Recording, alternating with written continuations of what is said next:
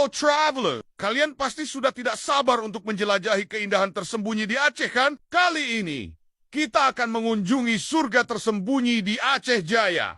Pantai Pasir Saka, terletak di desa Pasir Saka, Kecamatan Sampoiniet. Pantai ini berjarak sekitar 180 km dari Banda Aceh.